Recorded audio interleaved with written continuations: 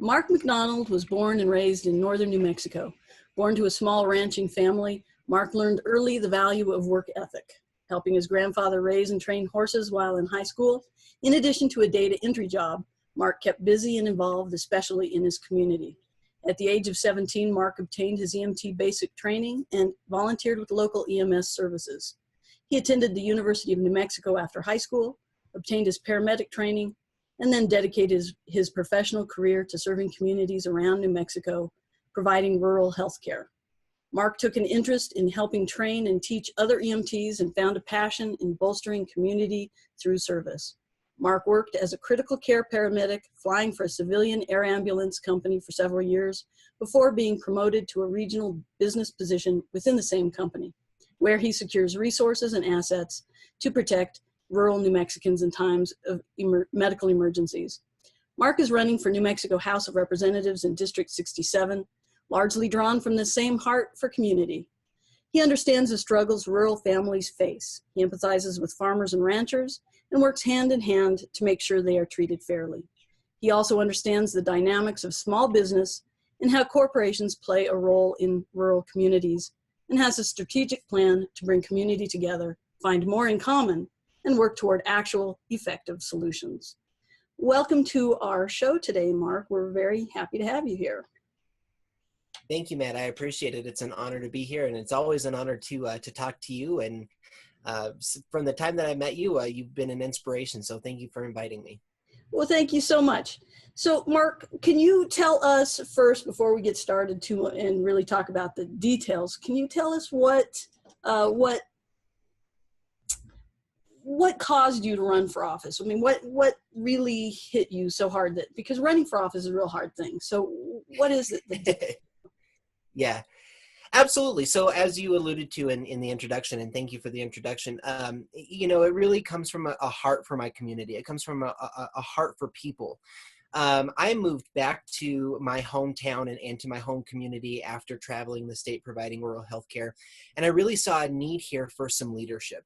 We have a lot of great leaders in our community, but no one who really knows how to step up or who has taken on the task of leading a political charge to make sure that we're being treated fair at a state level and at a federal level. In addition to that, I think that there's a cultural change happening in northern New Mexico. It's really, really cool to be a part of. I came home a totally different person than I left. And a lot of that has to do with the travels that I did while I was away and the experiences that I had. But I came back to this community a different person than when I left. And I have to say I came back a lot happier of a person. Not because this place didn't make me happy, but because I feel like we have to change our culture and our environment to make sure that everybody feels welcome here in this community. I don't want to get too much into the details. We can certainly go into the details if you want to, but I wanted to make sure that no child or teenager grew up feeling like they weren't welcome in their community, or that the way that they thought about themselves or how they felt about themselves wasn't dignified. And so, it was a really good opportunity for me to step up and say, look, if I can do it, anybody can do it. And I'm honored. I've gained a lot of support and made a ton of friends. And we've really spread a positive message. And we've brought the community closer together. And we're chasing that seat to flip it from red to blue. But mostly to make sure that everybody here in District 67's voice is heard from that seat. So as we've moved along in the campaign, there's been more and more reasons that I find that I've been running, but that's kind of where it started. Yeah. Okay. Thanks for that. I mean, that is really, admirable. Having, as most people out there know, that I had run for Congress myself, so I know that it takes a lot of guts, and I really appreciate that with you. So can you tell us a little bit about your district itself? Because I know it's kind of one of those funny districts. It's like sort of gerrymandered there. So let us know a little bit about what it's like. Yeah, it took me about 2 months to learn my district. I knew the major towns and the cities, but the actual lines of where it starts and stops is kind of funny. We use the word gerrymandered a lot, and I think that my district would be one of those districts that would qualify as gerrymandered.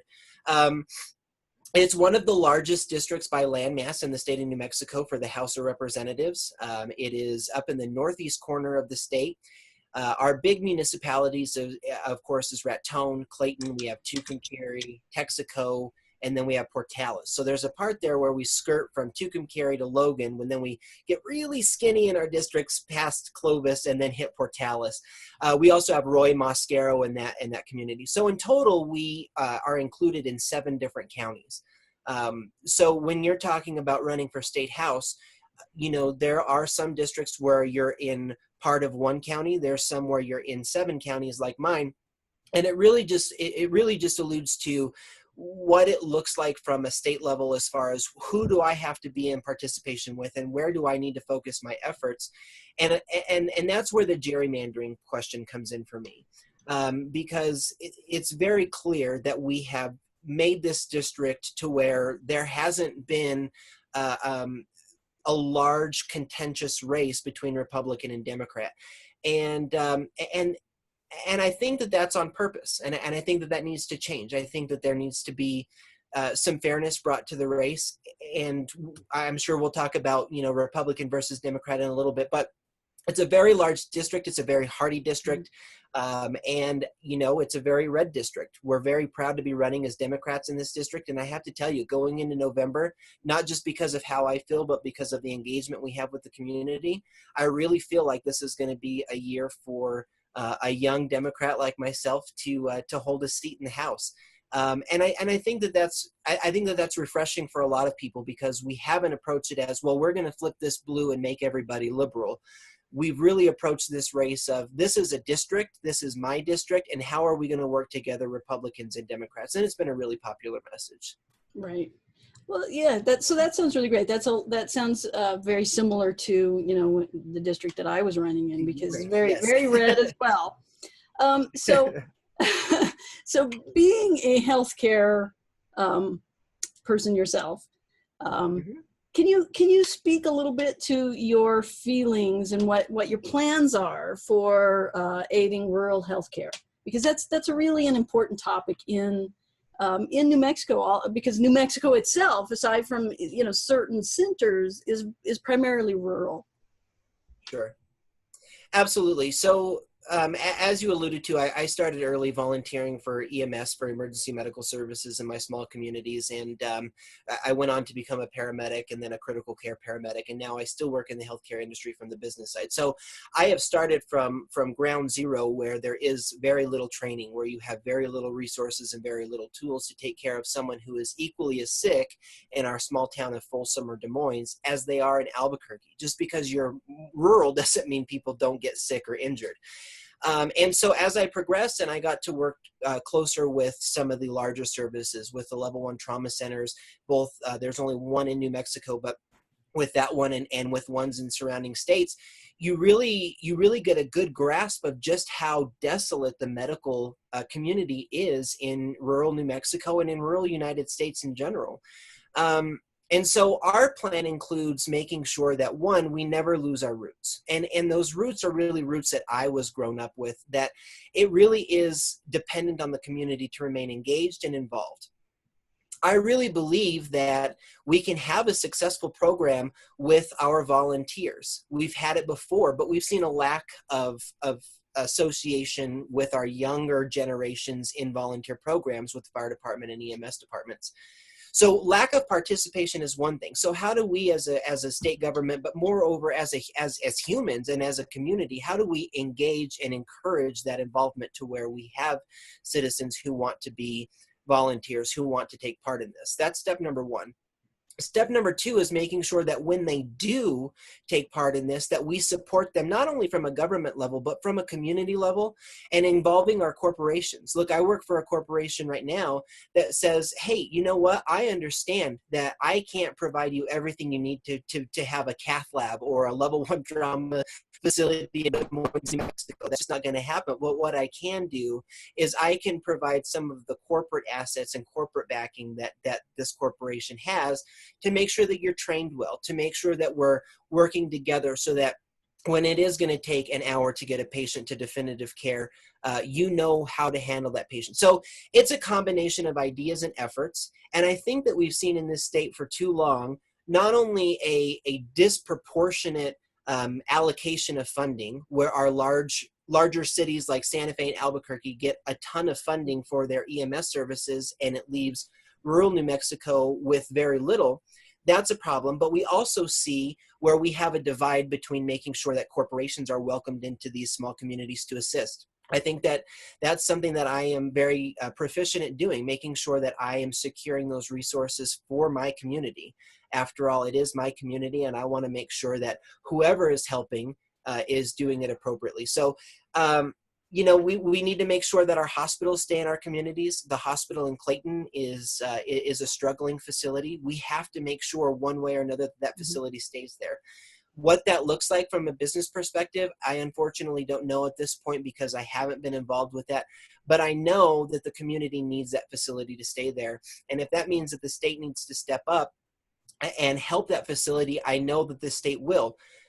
With a struggling budget and a struggling revenue stream that this state has, that's hard to do. So, you know, it all ties back into the economy. If we diversify our economy, how much more money can we put into our healthcare system and help support these rural communities? So it's very complex, but it's also very easy, and it takes strong leadership. It takes somebody who knows both where they came from or what this community looks like, what healthcare in rural New Mexico looks like, but it also takes someone who understands how to intermingle that with corporations and government and to make it feasible for everybody. Yeah, that makes a lot of sense. And I know, you know, because of, you know, we have a rural hospital as well down here in Socorro that you know, for people in, and we have a struggling hospital too. And I know that when you talk to people throughout the state that are in our rural communities, that we all have these same issues. So, you know, having you in the State House would really, really be beneficial to not just your community, but across the state. And Sure. and I think that is really, really admirable. Well, thank you.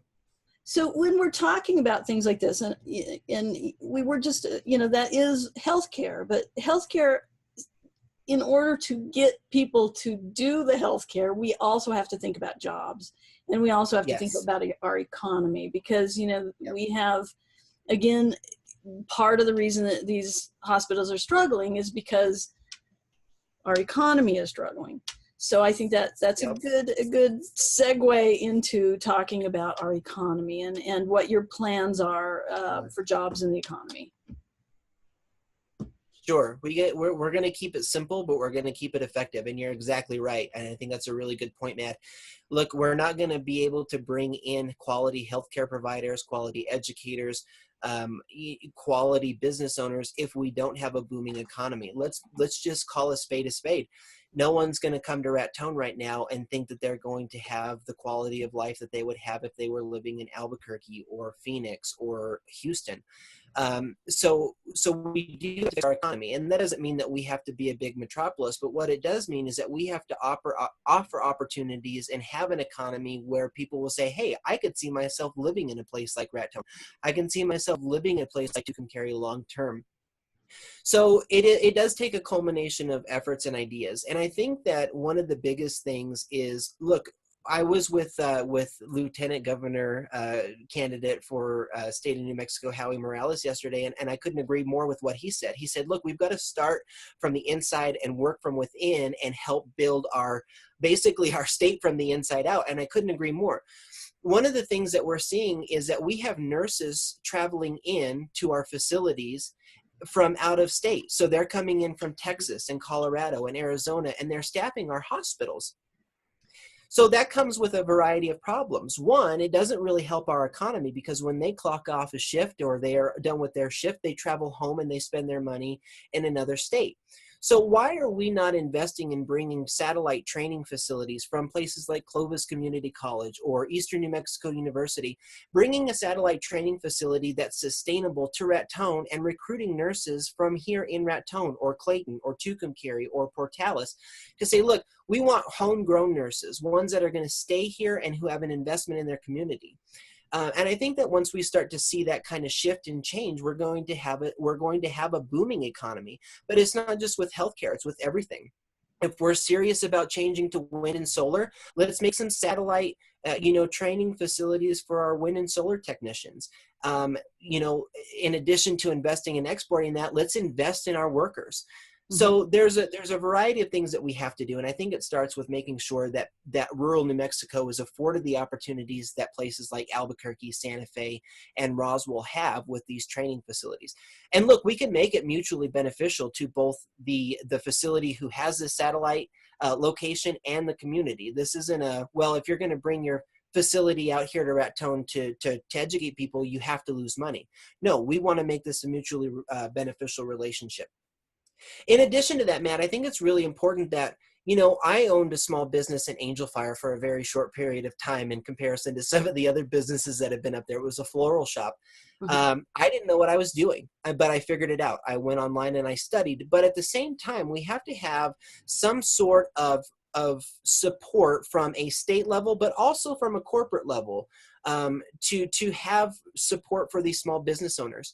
We have a lot of small business owners who have ran very successful businesses in our smaller communities, and that's absolutely fantastic. But what about somebody who starts up a small business and doesn't know how to do the accounting side of it, who doesn't know how to do the marketing side of it? I don't think that it's unreasonable or infeasible, if you will, to think that we can't have state assets or corporate assets who want to be part of our state to say, look, why can't you travel to a place like Clayton or Tucumcari and put on a weekend seminar on how to market? Teach these small companies how to market, because small business isn't going to threaten corporations. In fact, I think it's a very healthy dynamic. I think that you have to have corporations in your communities to make small business thrive. So why are we not bolstering those relationships? Why are we not having corporations take part in making sure that small business continues to be the backbone of our communities and of our state and of our economy? I think that we've gotten so focused on, well, what's my profit going to be? What are my profit margins? And what's the CEO's bonus going to look like, that we've really forgotten about what can I provide to this community? Also yesterday, Lieutenant Governor candidate Morales had said, we invite new business into New Mexico and give them a tax haven or a tax break. And then they leave when that tax break is over. And that raises the good question. What are we doing for a place like Solano's here in Raton that's been open for years? What kind of tax break do they get? And then we want to go further, and I know I'm sorry I'm rambling, but we want to go further. We have to consider our farmers and ranchers. Right. What kind of tax break can we give them? What is it with a New Mexico livestock ownership tax? And how can we alleviate that if we were to diversify our economy and have new revenue streams with wind and solar? So there's just a variety of things. But it takes somebody with the leadership skills and the knowledge to say, look, New Mexico, northern New Mexico, our district isn't going to take a backseat to oil and gas anymore. And I really think that that's what this all comes down to. And the reason that I say that is because I'll be the last to say that oil and gas doesn't have a place in the state. I think it absolutely does. I think it helps our economy. I think that we need to start looking at and investing in additional, sources of energy, no doubt in my mind. But look, we're not going to take a back seat to oil and gas. And the other thing that I'm very passionate about is making sure that when I am elected to the state house, there isn't going to be an oil and gas lobbyist helping me create education legislation. There isn't going to be an oil and gas lobbyist helping me create, economic development in my district legislation. It's going to be farmers and ranchers. It's going to be experienced educators. So it's like I said before, a culmination, very complex, but it's very doable, and we keep it pretty simple as far as the building blocks to getting there. Yeah, and that makes a lot of sense, because we hear it over and over and over again as we travel the state, and I know that you have too, because our paths had crossed in several communities, and what we tended to hear was, you couldn't say anything bad about oil and gas because that's what we're all reliant on. It's all about oil and gas. And, and that's really a district thing. So when I was running in the 2nd congressional district, yeah, it was. But that's not your district. And those are not the people that you're getting Right. there to represent. So for you, if you were to say, and like your opponent will say, oil and gas, that's so important. But for you, it's farmers and ranchers. Your people need to have a representative who's going to represent them in the state house. And it sounds like you really have that set in mind. Thank you. Yes. Yeah, absolutely. So I think we've touched on a lot of these things. The one thing that I still would like to talk to you about and just find a little bit about is what you think, what your thoughts are for the military and veteran communities in your district and in our state. And as you know, and veterans are a very large percentage of our population, and we're one of the higher percentage of veterans across the nation are in our state. And veterans are one of those things that a lot of people have a tendency to forget about. And so much of our economy is also related to our military. So what are your thoughts on that, so that we can, how would you approach other veterans like myself or active duty if they're to ask you? Sure. And Matt, and this brings up a good opportunity for me to publicly thank you for your service. And I think everybody who's been around me knows that if I see somebody that I know who has been in the service, or they have a hat, signifying their service, it doesn't slip my mind to go and thank them, because I really do think that is the foundation of our country, of our nation. It is who we are as people. It is that type of heart and that type of service. So first of all, it's making sure that we continue that type of mindset in our communities and in our youth, to make sure that we're never going a day without being thankful for the service. But it goes further than that, because those are just words a lot of time, unfortunately, and particularly from, I hate to say this, but from a federal level, those tend to be just words. And the reason that I say that is because as we see this idea from our conservative friends of shrinking government, what that really means is that we're actually taking resources and assets away from serving the people that we are trying to thank verbally. So in a place like Raton, we have a ton of veterans who need, access to the VA, and they have a clinic, but how often is the clinic staffed? When is it staffed? How is it staffed? With what quality of medical providers is it staffed? And with what type of oversight? So we have to be really careful. And there's a fine line between saying we're going to shrink the government, which our conservative friends say is a good idea. We're going to shrink the government. But if you're advocating for shrinking the government, what resources are you taking away? Are you taking away from the same type of resources that you say, from the same people that you say you're very thankful for? And I think we have to be very careful about that. So I think it should be, this is just me being, I guess, overly gracious for our servicemen and women in my community. Look, my grandfather was in the Navy for a long time, and I wish that he had gotten better health care. I think it should be, without a doubt, 100%, hands down. The facilities are 100% fully funded. They're 100% all the time staffed. Whether it's an outlying VA clinic or a full-time VA facility, these need to be the top functioning facilities in our states and in our nation, because we have made a promise to them and we haven't held up on that promise. Is it going to cost a lot of money? Absolutely. Is it worth it? Absolutely. It's going to cost a lot of money, but you know what? What did they give to make sure that we are in this position? So that is what I would fight for, from a state level to a federal level, is saying, look, I don't care how much money it costs. This VA clinic here in Raton, or if we need to put a VA clinic in Clayton, or even in our small communities like Roy and Mosquero. Look, just because a veteran decides to live in rural New Mexico doesn't mean that they should have to travel 8 hours to go to a VA clinic. Why are we not staffing these to the quality level that they are in Washington, D.C., or in our larger metropolises? So I think that it just takes a mindset shift of saying, yes, we're verbally thankful and we may go shake the hand of a veteran, but what are we supporting legislatively? And if we say we're going to shrink the government, what resources does that take away from providing health care to our veterans. I also think that we need to make sure that when our veterans come back from service to our small communities, in particular our rural communities, that they are given a good opportunity for a good, steady job. And I really think that that's going to come a lot with the bolstering of our economy, but they need to be given priority, and their families need to be given priority as well, because again, they have given so much.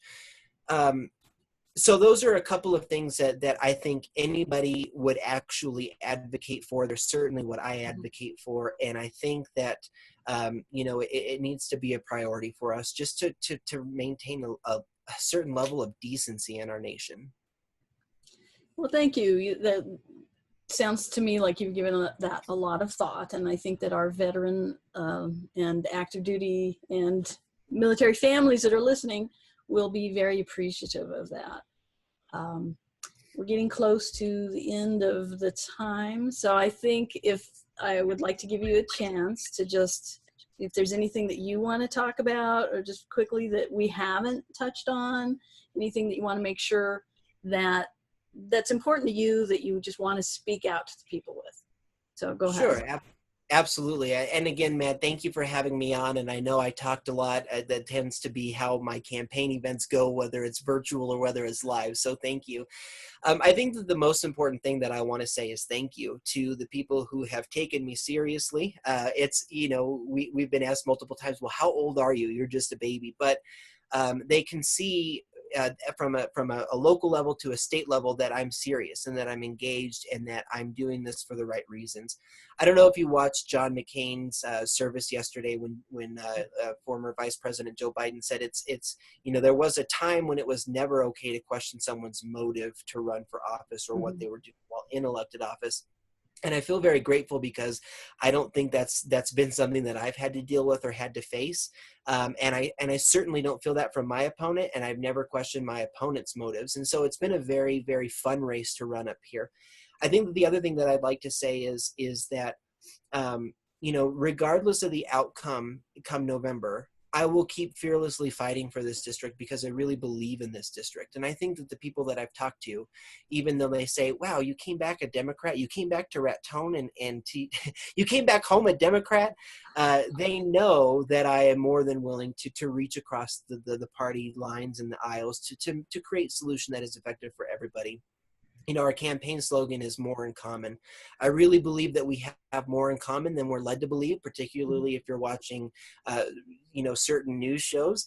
But I also think that we continue to find more in common when we are able to be engaged and have active participation and not have passive politics. I also think that it's really important that people understand about me that I do have very firm democratic beliefs if you were to go off of a party list. Here's the thing. I never think it's wrong to speak truth to power, and your truth to power is always to be spoken. But that doesn't ever take away from your ability to work across party lines. It doesn't ever take away from your ability to cross party lines. And I think that's really important for voters to understand. So if you hear me say that I am for Medicare for all, which I am, that doesn't mean that in the interim, until we can find that way to make that happen, that I'm not willing to reach across the aisle to make sure that in the interim or until that dream of mine happens, that we're providing quality healthcare for everyone. So, I think that's really important for people in my district to understand. I think it's really important for people across the state and the nation to understand. Look, we can have different ideas. We can talk our own political rhetoric. We can be involved on Facebook in political rhetoric. It does never take away from our ability to work across party lines as long as you have a proven track record of being able to do so. And I think I have that. So again, thanks, Matt. Yeah, absolutely. Well, thank you for joining us, and look forward to talking with you again. And I look forward to watching as your career develops. And I think that you're going places. So just hang in there and fight to the end of this. And I really feel positive about things for you. So awesome. Thank you so much, Matt. I appreciate it.